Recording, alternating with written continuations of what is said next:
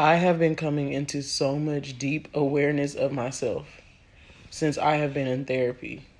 And y'all, this is why I encourage therapy so much, because once you choose to enter into the path of self-reflection, putting yourself in position to look at yourself and really, really, really see the things within you that's been keeping you stuck in these patterns, that's been keeping you trapped in these dysfunctional ways.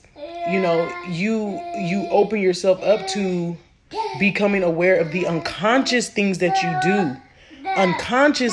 do, that you may not be aware of, and that's holding you back. And ultimately you put yourself on a path of looking at that so that you can become better. And I'm pretty much a therapist. I'm like a spiritual therapist, and I've done therapy before, but like I say, healing is a process. It is not a destination. It's not a destination. There are levels and layers to this shit. I'm telling you, there really are. And that's why, it's something that therapy is something that really, it shouldn't ever end. Self-reflection and introspection is something that should be continuous and ongoing. But I was literally punched, baby. I was literally punched with this awareness of myself. My mother is in therapy too, which is not surprising because the matriarch is healing right now. Like, the divine feminine is really truly going through some sort of activation. And when you, as a woman, when you choose to heal and break, generational curses and things, you end up healing your bloodline. So your mother ends up healing, your grandmother ends up healing, like all of that ends up healing. So she's in therapy too, and she's been bringing me up to her therapist. And her therapist has said, it sounds like your daughter likes to put herself in situations where she's the victim. And my mom had told me that. And I was like, are you serious? Like, oh my gosh, what is she trying to... I was like so offended. Like, how dare she say that I like to be the victim and, that I look for situations like that. So I really sat on that. Baby, she's just talking, y'all. Please excuse me. I really sat on that and I thought about it, and I asked higher self, like, is this true? And then I thought about it. I was like, oh my God, because I've ever since I have literally been in relationships, it's always been like being cheated on, abuse, whether it be physical, verbal, emotional, mental. And I'm like, what? Like, why do I continue to attract these situations where I'm abused? So, of course, I know that there's a level of me that is empathic. I know that I'm an empath. The opposite extreme of being an empath is narcissism. It's just a different side of the same coin. So one thing that is similar with empaths and narcissists is this whole thing of victimization, like victims. A lot of times empaths are in situations where they are victims, okay, because of the lack of boundaries. All right. And then narcissists, on the flip side of that, narcissists always feel like they're the victims. Like, it's just they project it in such a weird, perverse way. Like, you made me be this abusive person. It's on you. Look at what you made me do. Whereas empaths is more like, oh my gosh, I'm the victim. But how can I be the victim? And I give you so much love. I pour into you. I give, I serve, I love, I heal. How could you, turn around and treat me this way? So higher self had asked me, or it brought to my attention, like, think about the way that you are when it comes to receiving help. And this is something that a lot of empaths struggle with. Like, a lot of us, and just melanated empaths, women, Black women in general, we have been given this whole strong woman label. Like, we're so strong. A lot of us struggle with receiving help. Okay? Like, it's like, we can't receive help. Like, we don't know how to ask for help and we don't know how to receive it. And for me, I know that that's a really, really big deal of mine. So higher self was like, oh my God, The reason why you don't allow yourself to align with receiving help is because you want your brain is literally wanting to validate you being a victim.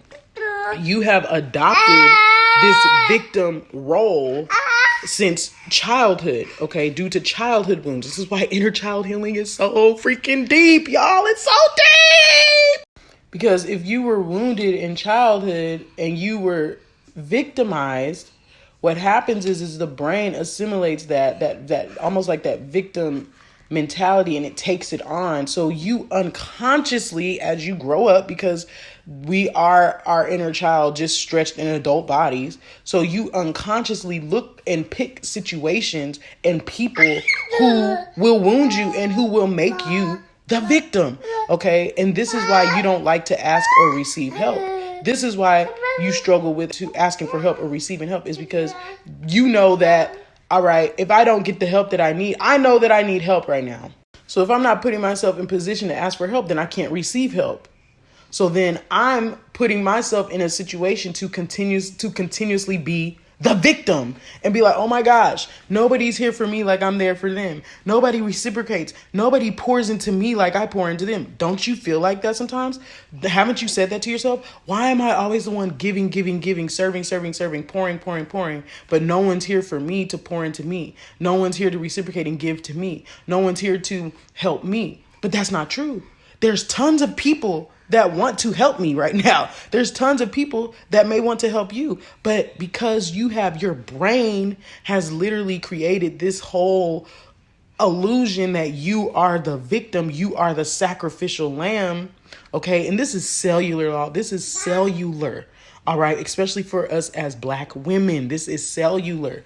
So we continuously to put ourselves in situations to be victims, and it's unconscious. Like, you don't realize you're doing it until you realize you're doing it. You really don't realize you're doing it until you get therapy and really start to do the introspective work. And I'm just like, oh my gosh. And this is why so many of our women are producing narcissistic sons who then grow up to become narcissistic men. And then we end up in situations with them, okay? This is why. It's because on a level, we're kind of narcissistic to an extent.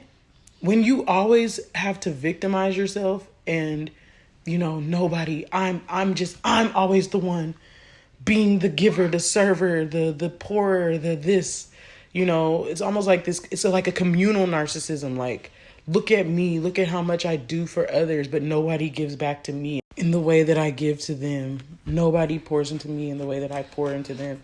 Nobody serves me the way that I serve them. I'm the sacrificial lamb, It really does create a narcissistic trait. It really can become a narcissistic trait, that we mask as empathic. Man,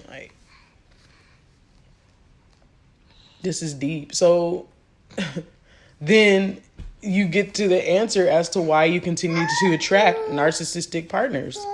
Because on some level, you're a narcissist. You're always looking to be the victim. Narcissists are always the victim.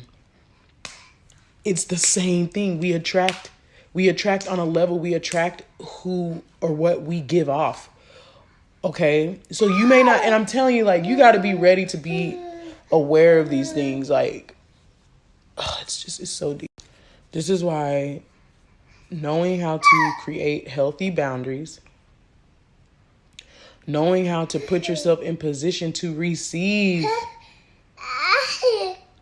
and choosing to be the victor instead of the victim, This is why it's so important to do that, because when you don't, you literally will unconsciously, continuously put yourself in situations where you're the victim, or you'll put yourself in isolation.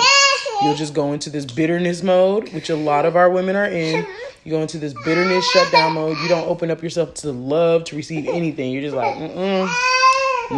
It's just me, myself, and I. I can do bad all by myself. I don't need nobody else. No, I'm an independent woman. All of that is the is a response to the victim, being the victim. So just wanted to share that with y'all.